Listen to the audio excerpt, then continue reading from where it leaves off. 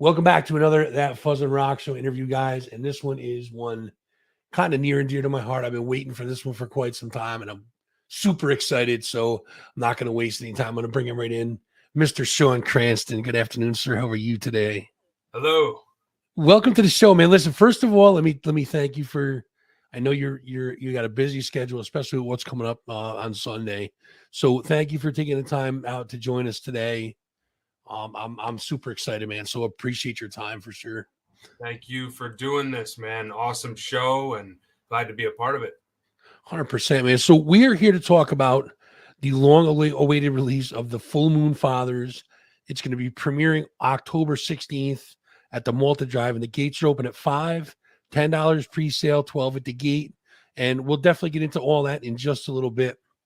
But first, Sean, I want to talk a little bit about you and your kind of scope of your work, because you're not just a director, you're also an actor and a producer and a writer, and you're also a musician. So we're going to kind of touch on all that stuff.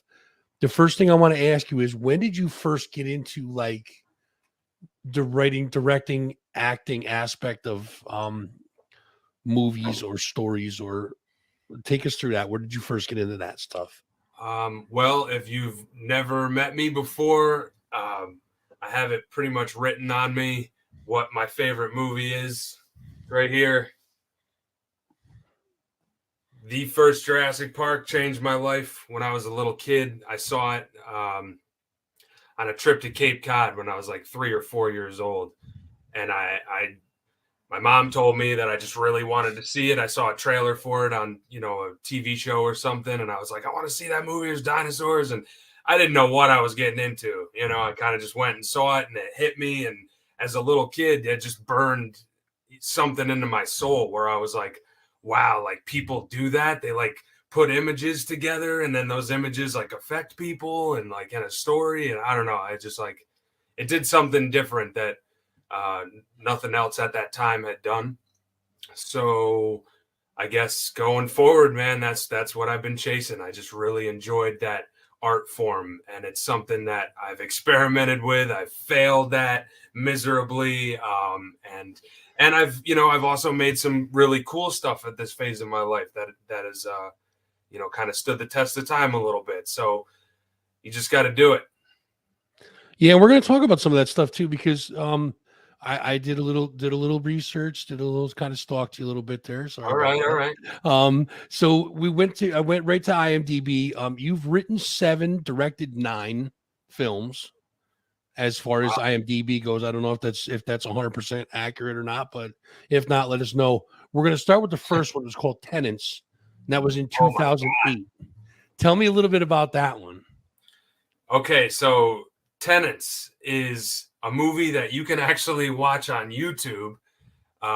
It's my first movie. I was like 19, 20 years old when I made that, possibly younger. I don't know, but it was really into skateboarding and stuff right out of high school. And the whole like jackass phase was important to my friends and I, and just that was sort of a culmination of that time period, So we made our first movie together as like a group of friends out of high school, and it was about an apartment complex, and this old woman who's the landlord of the apartment complex is going away to like Mexico or something like that, and she leaves her grandson and her best friend in charge of the place, like to look over the tenants while she's gone. And these two kids, are just like complete just losers. They make a mess of the place, and the other tenants make a mess of the place when they learn that the landlord is leaving. So that was my first concept, and it's so bad, but I mean, it's silly, and you know what I mean? It is what it is. We did it. And so that was in like 2007, maybe.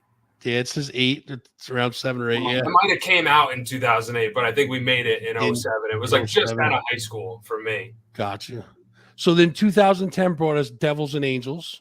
Yep. That movie is, I think it's lost in the sands of time, but I made that with this group, Best Bites Media, and nothing really came of that film. We kind of just made it during a weird phase in my life. I was in my early mid 20s somewhere, and I slapped that together. The one thing that did come out of that movie was my relationship with Mr. Mike Hayes, who's the lead actor in the Full Moon Fathers. So I will say that that was kind of a turning point, because he was this big local actor at the time, and I was this peon early 20s kid trying to make movies, and he had done like theater and he had been in other films. And so to me, that was a big deal. And I started, we started this since friendship, this lifelong friendship since then, from that movie. He was the lead in that movie. But yeah, I don't know if anybody will ever see that movie. That's pretty much lost. Let's talk about Soul of the Earth, 2013. Okay. That's another one. I threw that together about 24 years old. That was a dark time for me. I was going through some heavy thoughts, and a lot of existentialism going on. I was reading a lot of books about death and the afterlife, and just like that was kind of consuming my life. And then the other thing was I was really struggling with my drinking during that time. And that just a lot of like liquor, a lot of drinking liquor. So I was like, I would get into these really heavy, dark, emotional places where I would just kind of find the dark corner of the room, and I'd be gone, and I went to the hospital, and I came out. Basically, I'd undergone some counseling for a few, I think it was about a month actually. And it just kind of gave me this whole new fresh perspective on like appreciating smelling the flowers every once in a while. So I made this movie called Soul of the Earth, which was about these 4 different characters who were going through like terrible things, and then they all would come together as a unit, to try to like do this thing that was going into the wilderness and just sort of abandoning everything they ever knew, and just to sort of like test their own survival skills, test their own knowledge themselves, kind of see what their true worth was. So that was a heavy one. That's what I was going to say. It sounds a little heavy. Now, now, are any of these? So I know you said that Tenants is still out on YouTube there, but is there any chance that any of these are? Do you have copies of these, or? So Devils and Angels and Soul of the Earth, I really don't know whatever became of those films. We kind of see at the time that they came out, DVDs were still kind of prominent.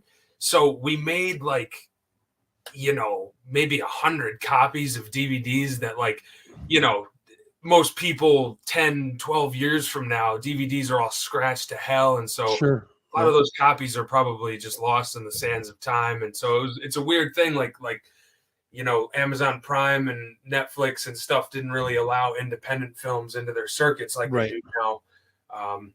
So I don't think anybody will ever really see those movies. And honestly, like, I kind of made them and sort of feel like, I don't know that they should be seen.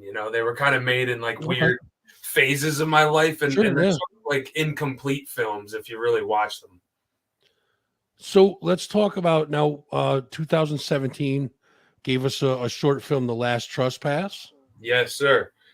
What about that one? Quick into that. The Last Trespass was sort of my small spark that lit this great forest. I hadn't really made any movies since Soul of the Earth. I had given up the idea of filmmaking because, like, as you just heard, the Soul of the Earth story was that was a heavy boulder to push up the hill, so to speak. And so by the time I had done it and the heavy lifting was over with, I was like, I don't know. I guess I didn't feel like I was a filmmaker, and I kind of gave it up.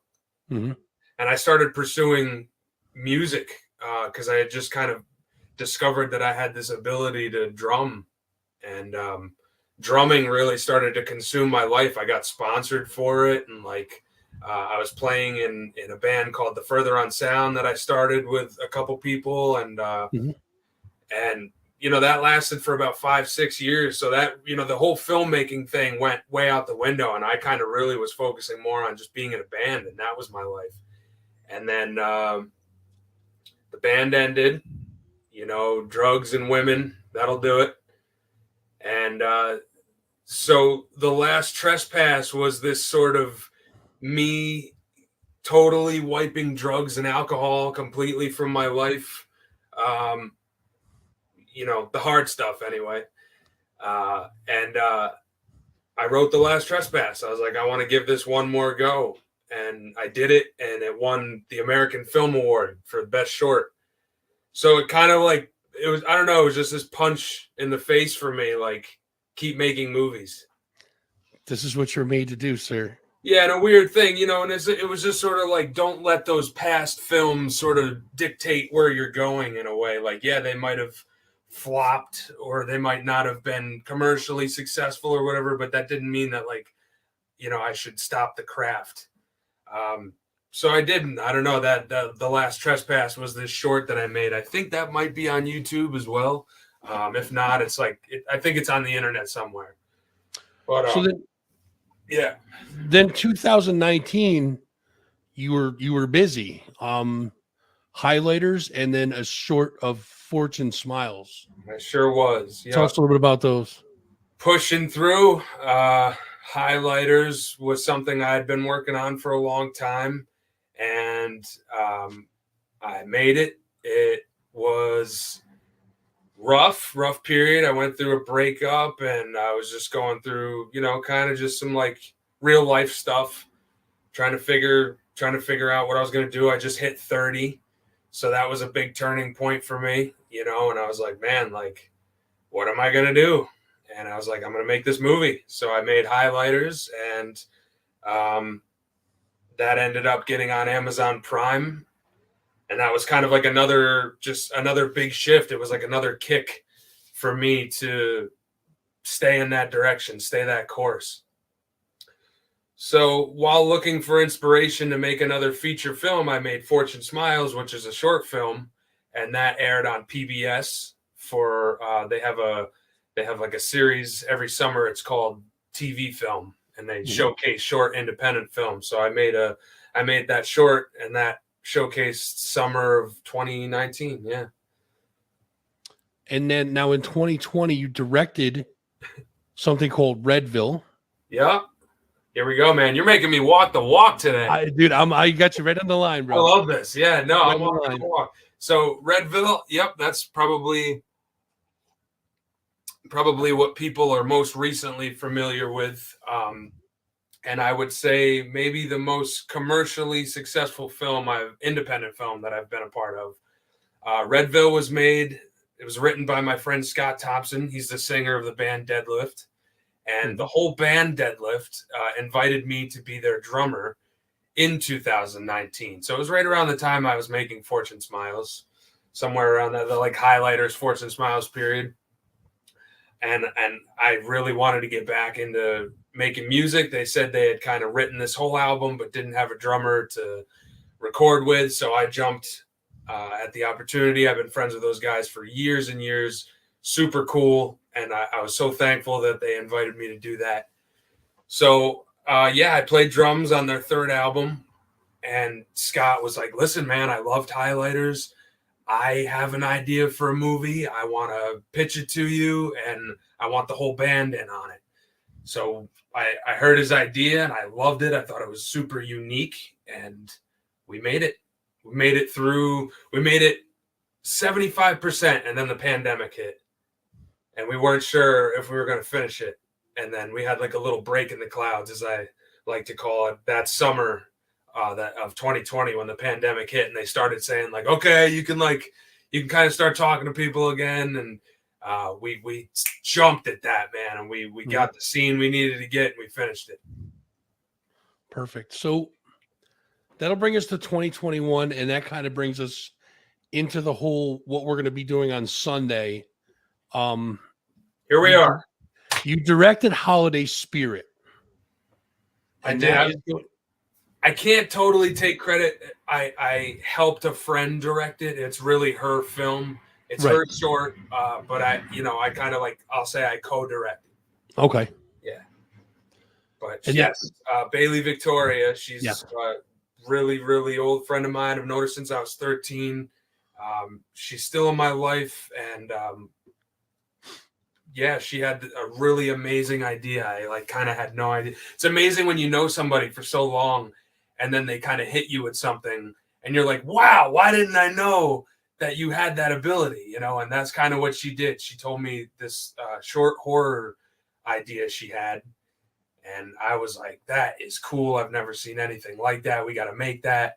And we did, man. We jumped right on it because she had, you know, the timing. It was right around the holidays.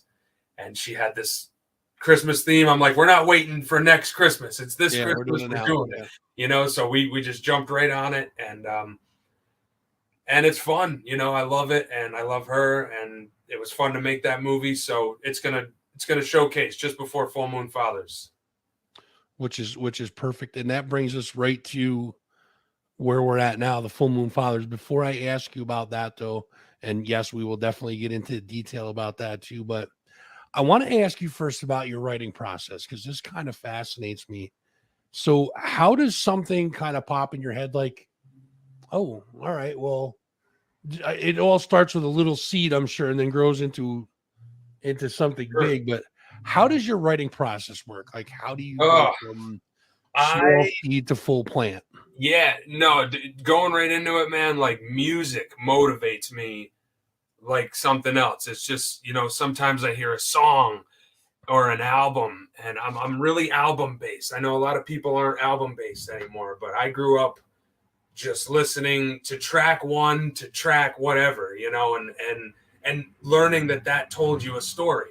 You know, and so like for me, I'm still very much like that. And I put on albums and I try to get lost in the stories. And sometimes they just put me somewhere and I'm like, I've never thought like that before. I've never felt that. Or, you know, sometimes reading lyrics of the artist, you know, along with the music, that's sort of putting you in a zone and you're like, wow, this is, you know, putting me in this channel that I've never experienced. And so, yeah, I really got to say that music is kind of the flame that gets me going most of the time. But there have been occasions where, like with Full Moon Fathers, this was something that was sort of born from a true story. And I would say 25% of it was true story, 75% of it was just, you know, run away with it. Mm-hmm. So yeah, it's a little bit of both. I don't try to dictate a one way that you should write something. I think whatever way the universe kind of sends you a message to say, like, you know, here's your idea, do whatever you want with it, run away with it, study it, learn about it, you know, and it's kind of your responsibility thereafter. Sure. So, you know, that's a perfect segue into it. So that brings us right to the new one that's coming out. That's premiering out to October 16th at the Malta Drive In. Everybody make sure you're up there Sunday, October 16th, called The Full Moon Fathers. Where did the idea or the inspiration for this one come from? Groovy. So this started with the idea of just a plain old biker gang.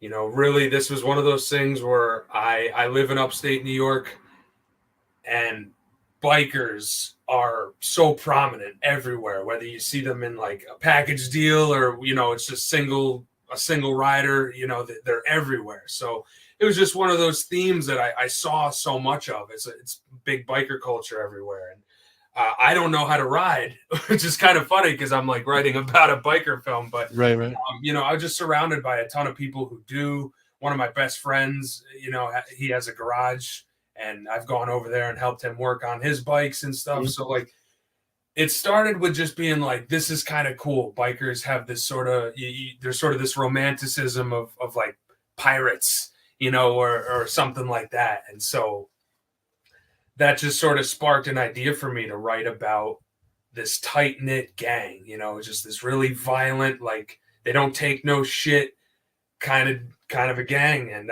it started there. And my good friend Mike Hayes, who I made Devils and Angels with, I've been friends with him for years. Mm-hmm.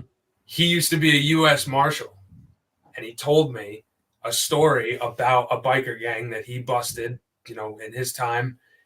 And just the way he told me the story, it was over the phone. It was I think it was during COVID, like 2020. And he was just, the way he told me the story of how they snuck in the woods and they're creeping up on this gang, and, you know, and how dangerous these guys were. They set up traps. And I was just like, that is so freaking cool. I've never seen anything like that in a movie before. And so, you know, kind of like I was saying earlier, with like his story sort of channeled my creativity, and I could just see myself in the woods, like reenacting the cops and, you know, being scared for my life. And Sure. I was like, and I would love to put an audience in that seat. And so Now, did you know, I'm sorry, did you Yeah, know right then and there on the phone, like, hold on a minute, that's something? yes, absolutely. And so I'd been working on a Full Moon Fathers story just before he told me that story. But the thing I wrote was like about werewolf bikers, and there's already a movie about werewolf bikers. So I kind of like, I looked into that and I was like, I don't want to do that. I don't want to remake something that's like, Right. I don't like a carbon copy type movie. I was really trying to strive for something that was totally different. And I think in order for me to do that, I had to find the truth in it. You know, where was the truth coming from? And so when he told me that story, I was like, that's true. He did do that, you know, and that's a real emotion, a real experience, and Sure. people putting their lives on the line to try to bust these guys. So Absolutely, yeah. him and I both kind of like knew in that moment, like, we're going to go from there and run away with that. So how long did it take to write this whole thing? I mean, it was, you know, like I said, there was sort of this werewolf incarnation. So that had taken a while to write all that, but I had scrapped that idea. And so from the time he told me that story, I would say maybe 3-4 months to really get a solid script together. You know, it took time, multiple drafts, and I would kind of send it to all of them, you know, the people I wanted to work on the movie. And I'm like, what do you think of this? Like, is this resonating with you at all? Like, don't bullshit me. Tell me if it sucks, or tell me if it's corny, or, you know, and they would tell me. They'd be like, they'd be like, hey man, like you had me going the first 10 pages and then you lost me, or, you know, it needs work. And I love that, man. That, like, those are true friends. Those are true people. They want to see you succeed. So if you have people like that in your creative endeavors, whether it's a band or a movie making or painting or whatever, if you're in any kind of collaborative process, if people like give you a second opinion, don't try to take it, because 9 times out of 10 in a group effort, that's what's going to make the best thing. And that's, dude, that says a lot about you too, because a lot of people, it's hard for people to take constructive criticism and kind of adapt it and say, okay, I see where you're coming from. Yeah, let's try this instead. Sure. That says a lot about you, man. That's pretty awesome. It's tough, dude. And I think that just comes from, I've been captain of the ship before, but I've also been like the tambourine boy. And so you got to recognize that when you're sailing on the ship, you know, in order for the ship to move, it doesn't matter if you're the captain or the tambourine boy. Like, everybody is on the ship to make it go and to get, you know, to have a safe pillage. 100%. So now this film, I know you had struggles because it was during COVID, and that really sucks. How long did it take to film this whole endeavor? That's a great question. And you know, this is the truth, man. It was about, I would say, a week's worth of filming, maybe 8 to 9 days, a little over a week, over the course of like 3 years. That's the truth. You know, we would shoot 3 days, watch it, we need more, you know, and then we got to call everybody back. Oh, I'm sick with COVID. I'm quarantined for 2 weeks. Shit, we got to wait, you know, and then 2 weeks goes by. How we looking? I got busy. I just got some work, you know. Another month goes by, and there was a lot of like juggling everyone's schedules. It's very tough, but I'll say this: we just thankfully had the cast and crew of people who wanted to see it get done. So no matter how long it took, everybody kind of, you know, held hands and said, like, we'll make a day happen. Sure. Now, this was all shot locally, correct? Absolutely. Yeah. Different locations. So like the first 2 years of shooting, I was living in Schuylerville, New York. I would say 65 to 75% of the movie, Schuylerville, Stillwater area. The rest of it is my hometown, mine and the cinematographer and production designer, Jim and John. It's our hometown of Averill Park. We shot, some stuff out that way just because it's, we've been shooting stuff there our whole life. And then Steventown, I know we were out that way for a little bit. Yeah, it was kind of sprinkled. It was a lot of like a little bit here, a little bit there. But Rotterdam, we shot a lot out in Rotterdam.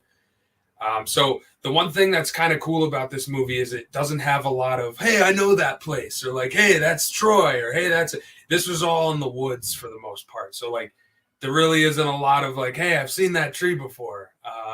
And that's kind of what we were going for. We want the audience to feel just as lost as these bikers do. What there is, however, though, noticeable things in the film is the people. Yes. There's a lot of people. Now, how did you cast for this? I'm curious to see, because I mean, it's a lot of local folks. Some people may recognize, some they do not, but they will after this movie comes out for sure. How did you cast this? I had kind of a preconceived idea of who I would like to be in the film, and it started with Mike Hayes. He's always been in any movie I make. I just always call him, and he always gets these like bit parts, or he's like the good cop, the good coach, the supporting good guy. And he said he was kind of getting typecast in other people's movies and plays like that. His wife told him he should play a bad guy. And he told me, he like begged me. He's like, Sean, if anybody could put me in the shoes of a bad guy, it's you. Please make a film where I'm a bad guy. So I was immediately eyeing him for the lead guy. And then working on Redville, I was working with the Deadlift guys. And Paul and Joe, who are the bass player and guitar player, they just had the beard, burly biker look, and Deadlift's pretty heavy if you've never heard them before. Oh no, for sure. So I pulled them aside. I was like, guys, you guys got the middle-aged biker look that I'm going for, really just rough and tumble, and they wanted to do it. They got the experience through Redville, and they wanted to do a little more acting, so I threw them in that. And then everybody else is just pretty much just a lot of really good local friends. And then the few crazy bit parts that are in there, we got Jerry Gretzinger, the local news guy. He's retired now, unfortunately, but yep. He jumped on. I guess he started doing some acting locally. And when I had put up a casting call, I got an email from him one night, and I was like the Jerry Gretzinger is emailing me. And it was super crazy, and nice. He was very cool to work with, and he plays one of the lead detectives who's hunting down the biker gang in the film. And then we got a guy named Andy Jasek, who he did like an episode of Power Rangers, which was kind of cool. Nice. Yeah, he's the police chief. We got Vinny Valet, who has also been in a lot of my films. He's a very popular local actor. He does a lot of great projects. Definitely look him up. And then my really good friend, John Research McGee, he's a hip hop artist. He's been on the Stern Show. He has a really cool part of the character named Virgil in this movie. So, there's generally some people I like to work with, and I try to call them back. Hopefully they're not busy when I do. For sure. But, I always like to get new faces in there too. So there's a lot of people I never worked with before that were in this film that, having the new faces in there kind of reignites who you are in the moment rather than who you were in the past. They're there in the present with you. It doesn't matter who you were, like they're there to work that day. And so those new faces kind of like can just help re-incite the whole thing, Yeah, I had a couple of your actors on the show, and Vegas and Mr. Wortman, which I think I can change this while we're midstream here. I had this up in the corner there, the logo. I have Wortman's head for whatever Dude. reason. I don't even know why, but I have Wortman's head, and I did that for a couple of the interviews. I just had Wortman's head up there hanging out, So, but we got your movie's logo up there for today for sure. Yeah, Wortman's head is going to be a prominent thing in this movie for sure. Man. So, let me ask you this. I had another question and I forgot it. So, all right. So this coming Sunday, October 16th, we're going to be premiering. You're going to be premiering. I keep saying we, like I own stake in this. Yeah, we're all doing it. That's how wrapped up I am in this thing. Like, I just can't wait to see it. So we're going to be, I'm just going to go with the we thing because I can't stop. We're going to be premiering the Full Moon Fathers up at the Malta Drive In on the 16th. And this is not even going to be just a premiere of the movie.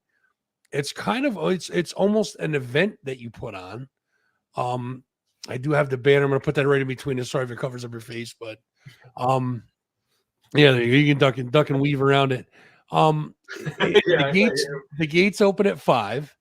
There's going to be an art show walkthrough. There's going to be vendors there. The Albany School of Rock house band is going to be live. Hell yeah! 6:30 to 7:30. I'm very excited for that. 7:45 to 8 is going to be Bailey Victoria's Holiday Spirit short film. Going to be, is that a premiere? That's a premiering that, or? Yeah, I would call that a premiere. That short film has kind of been circulating the film festival circuit most of the year. So this is kind of the first time I think that like the general public is going to see anything of it. Okay. And then from 8 to 9:30, the premiere of the Full Moon Fathers. So let me ask you this: why the Malta Drive In? So I work at the Albany School of Rock. I'm the drum instructor there, and I've been there for just going on 4 years, which is crazy. But I love it there. It's kind of one of those examples of like running a pirate ship or just a ship.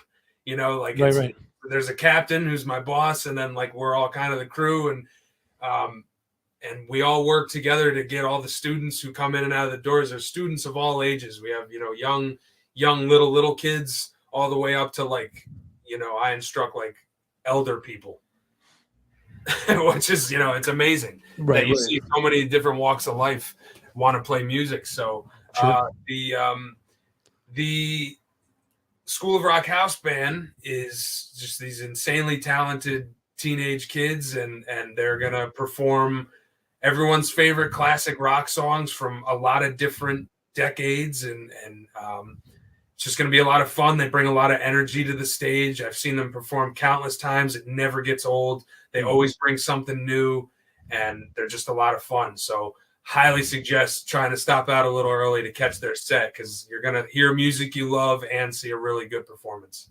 Absolutely.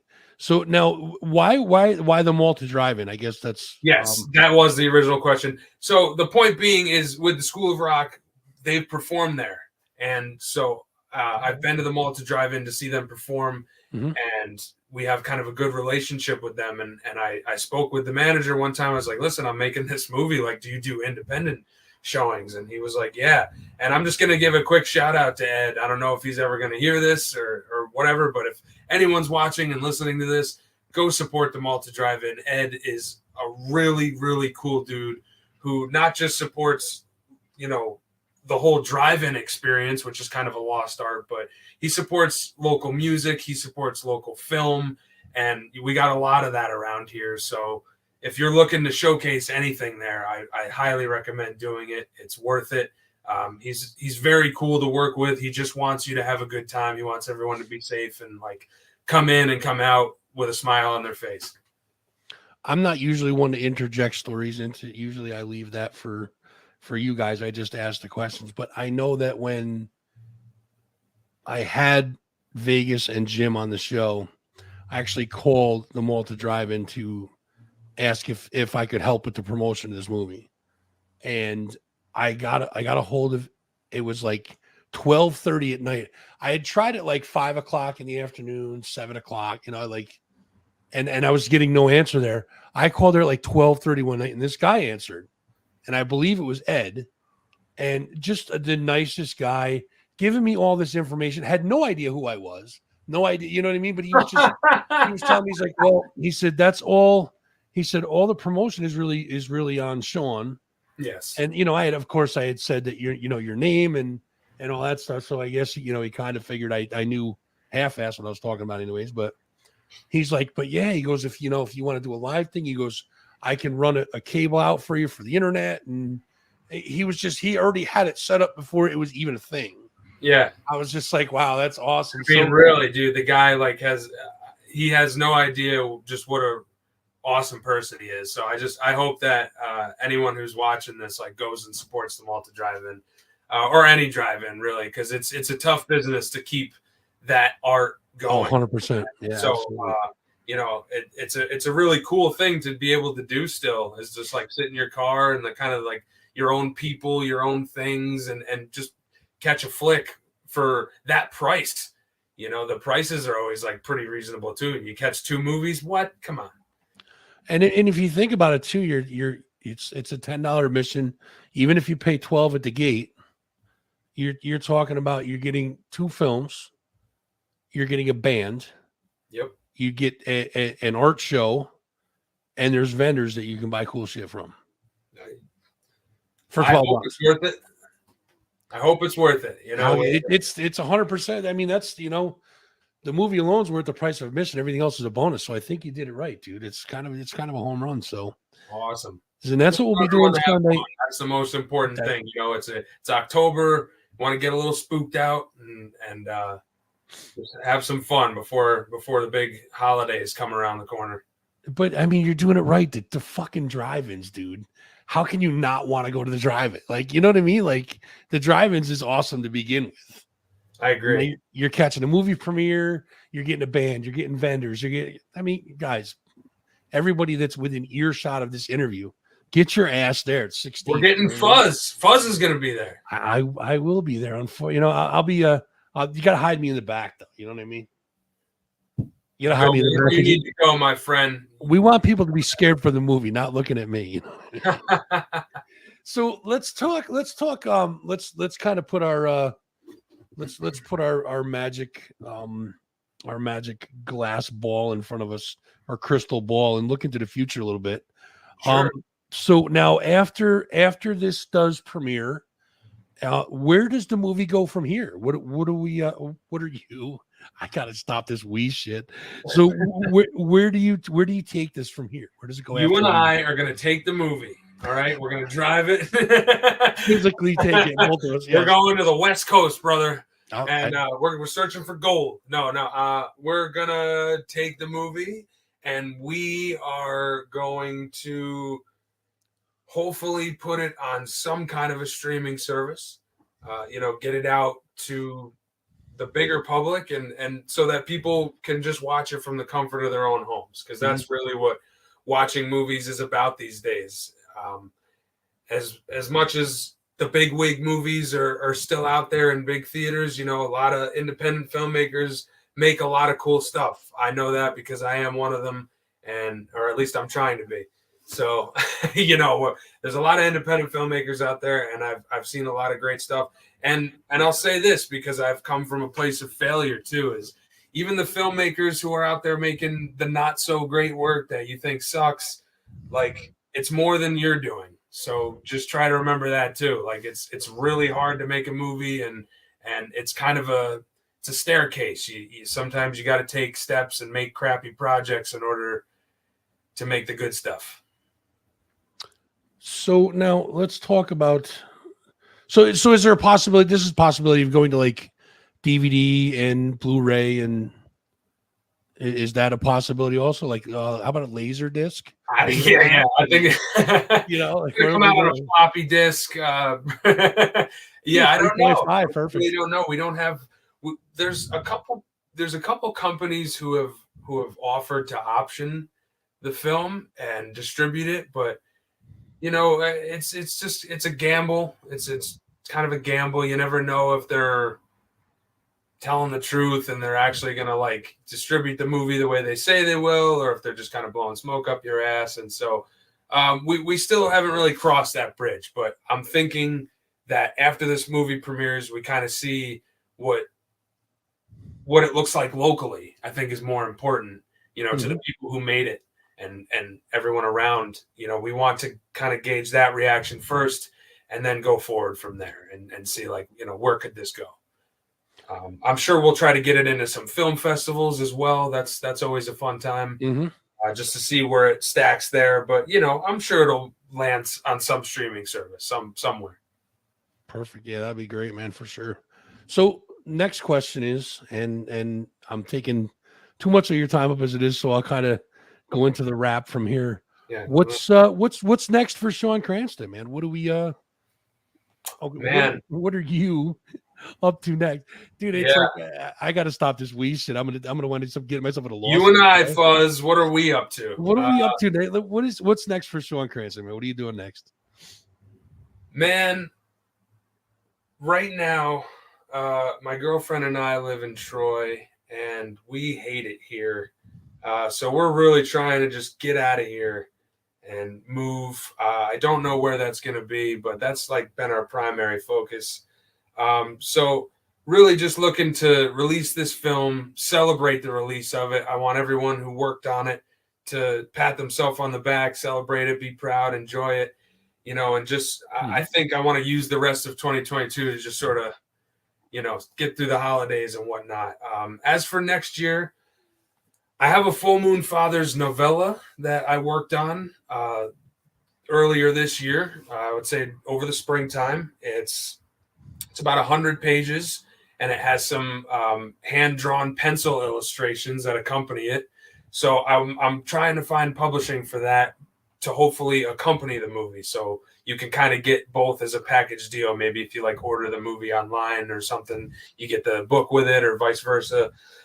So I don't know. That's kind of a plan. I want to get the novella out there. Hopefully people want to read that too.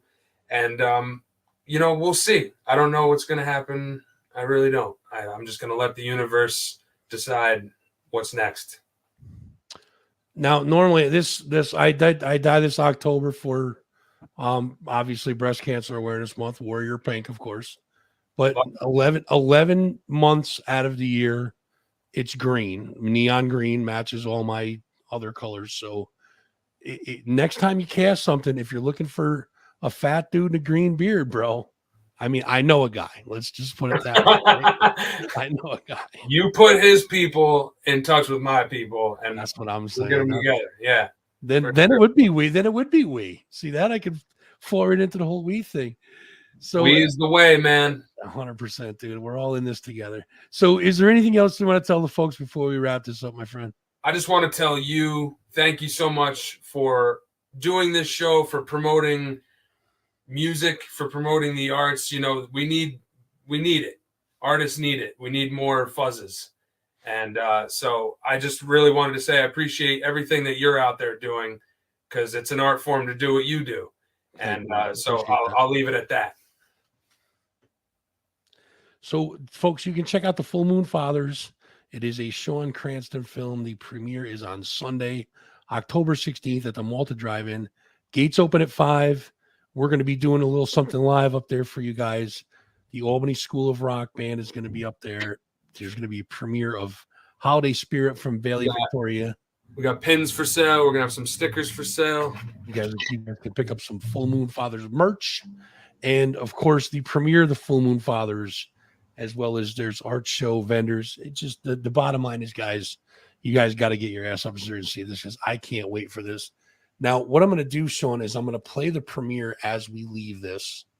I will play the premiere of the Full Moon Fathers, and that'll kind of be our goodbye, I guess. So, listen, man, I appreciate everything that you've done for this film. This film is amazing. And I look forward to nothing but good things from you. And I'm not going to wish you luck on the film, because I think it's going to stand on its own. You got something killer on your hands, dude. And listen, man, anytime you want to come on the show and talk bullshit, whatever, just give me a rip, man. I'm here for you. Hey, we'll see you Sunday, dude, with the whole cast. 1000%. Folks, thanks for joining in, and make sure you guys are getting up to the Malta Drive In this Sunday, October 16th, for the premiere of the Full Moon Fathers. And we're going to give you a little taste of that. Sean, thank you, my brother, and we'll talk soon, okay? We got a lead on these Full Moon Fathers. They're ex-military turned criminal biker gang. Pity about your girlfriend, Bonds. Yeah, but if you love them, kill them. Gentlemen, these are dangerous men. They will take aggressive means to stop us. Do not be afraid to fight back. They won't follow us in here.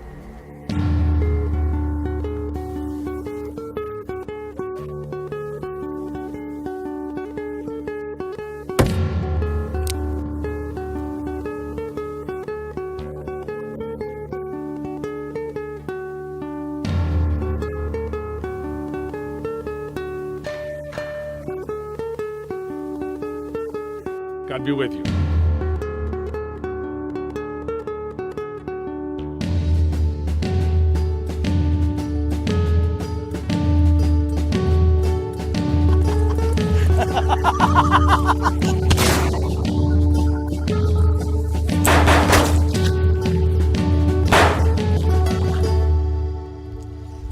Let's ride, shitheads.